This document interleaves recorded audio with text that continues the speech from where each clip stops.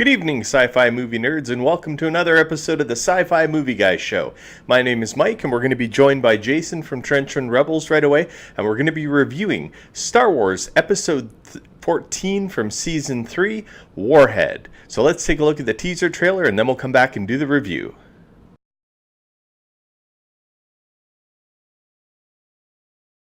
Make sure you categorize every crate in this section. Oh, this is marvelous. You and I are going to get along famously. We'll have this rebel base in tip-top shape. Rebel. AP5, step away from that droid! Rebel.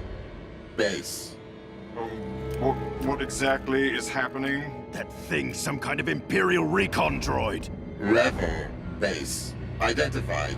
Get away from it! What's it doing? Designation. Imperial. Infiltrator. Droid. EXD-9. It's remembering. Assignment. Etalon. Target. Rebels.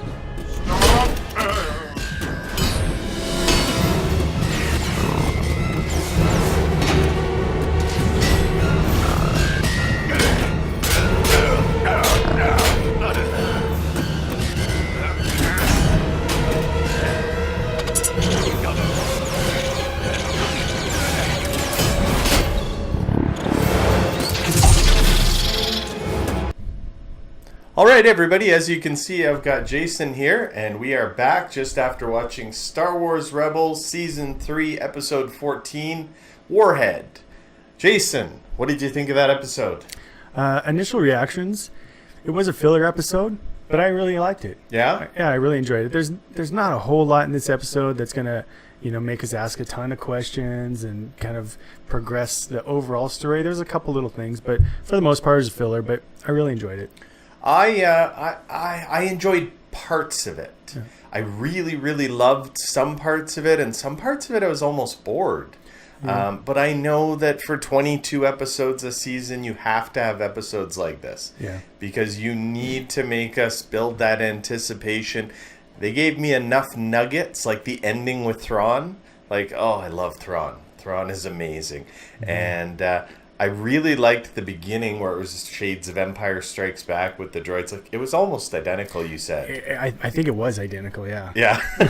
And I like that. Which is fine. I liked the beginning, I liked the end, and then the middle was okay. There were some parts in the middle that dragged a little bit. So why don't we start with, we'll talk about what we liked about the episode, then we'll get into what we didn't like about the episode, and then we'll rank it. Okay, and we're going to do full spoiler? Yeah, full spoiler alert. So let's get the spoiler alert up. There it is. Okay. Oh, no, it's up there. Okay. So we got the spoiler alert up. So let's go. Okay. What'd you like? Well, as we talked about last week, there hasn't been a whole lot of episodes completely about Garazeb Aurelios. Yeah. And this episode was completely Garazeb Aurelios.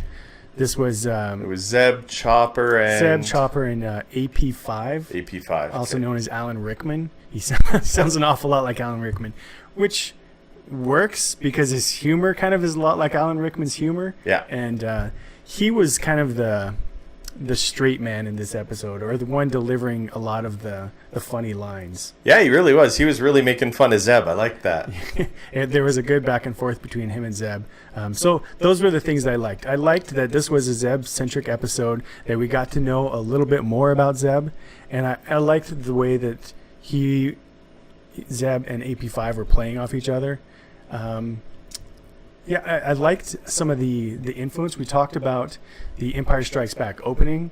The main protagonist of this episode is a Imperial probe droid. An Imperial probe droid, the design of which was identical to Ralph McQuarrie's early C-3PO design. It was like the very first sketch of Star Wars ever, when Lucas employed Ralph McQuarrie to design something. And it was this C-3PO droid. And as we were talking about during the episode, Zeb was the original design for Chewbacca and a Wookiee. Yes, exactly. So it was kind of like having both of them in one episode, the original designs, which was pretty cool for Star Wars fans. And actually, now that you mention it, in that original design for C-3PO, it also had astromech droid in the background, which had appendages sticking out of it. It looked a lot like R5D4.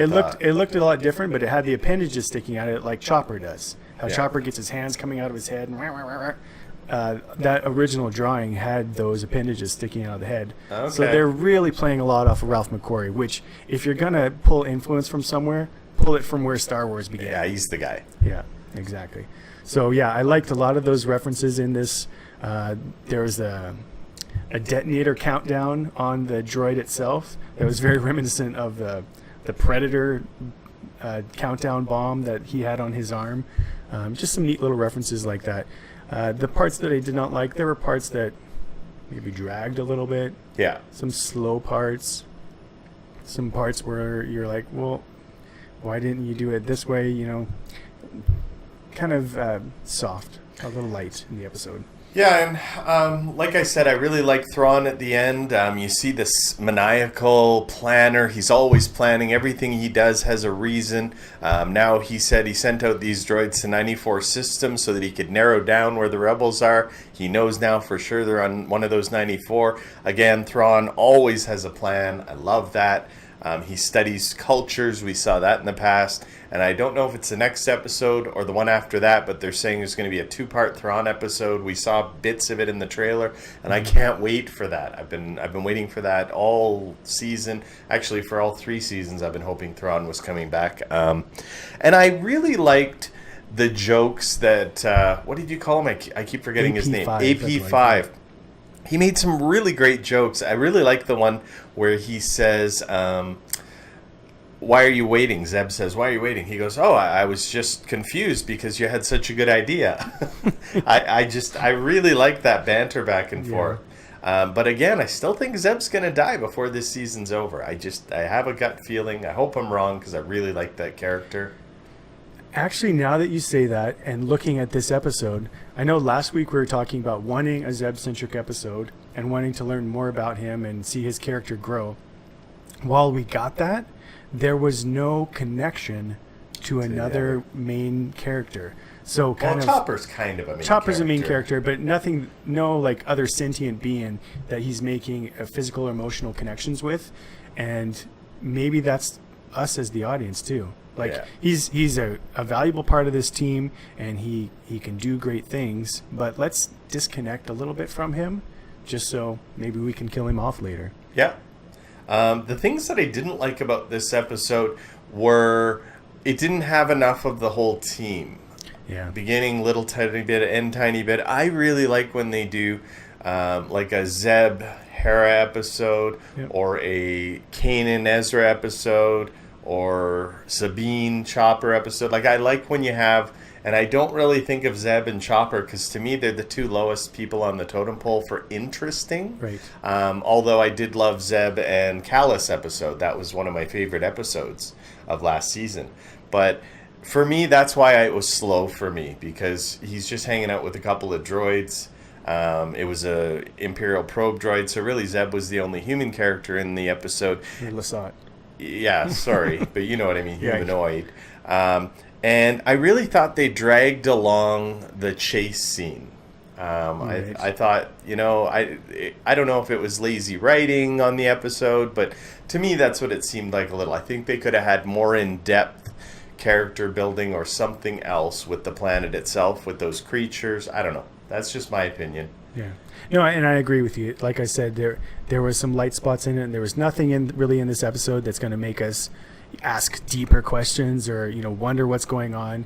The couple little bit of things, like you said, the Thrawn and his kind of masterminding, and like, okay, who cares that our Imperial cruiser just blew up, because now we have the information that we've narrowed it down to 94 planets instead of the thousands of planets in the system. And the one other little thing is when the Imperial cruiser blew up and we got that tiny little smile from Callus. Yeah, that was cool. We know that he's not just informing, but he's kind of rooting for the rebels. Well, and that lands back to the end of that Zeb Callus episode where he watched when Zeb went back, all the rebels were saying, we're so happy to have you back. And he goes back and says hi to his boss, and his boss like, agent. And he Right. just keeps walking, goes to his bedroom, and he's so upset Yeah. because nobody cares whether he lives or dies. So I think that's what put him over the board and said, I'm on the wrong side. That's how I took it. That was his moment. Right. Where he said, I'm on the wrong side. I have to become a rebel. And I just had a thought, going with your theory that Zeb is going to die. I wonder how Callus is going to play into that on screen. Are we going to see either Callus have to kill him to keep his cover? Keep his cover. That's a really good thought. Or does Zeb die and that Saving plays, Callus, maybe saving his cover. Callus, and that plays into Zeb finally taking the stance and crossing over and becoming a rebel? It'll be interesting to see how that plays out. You mean Callus crossing over to become a rebel? Callus crossing over, Yeah. Yeah, no. I don't really have anything else to talk about this episode, though. For me, it's pretty slight. It was just okay. Yeah, it was a filler episode, like we said. There was some good one-liners and some great visuals. The fantastic work that they're doing with the animation.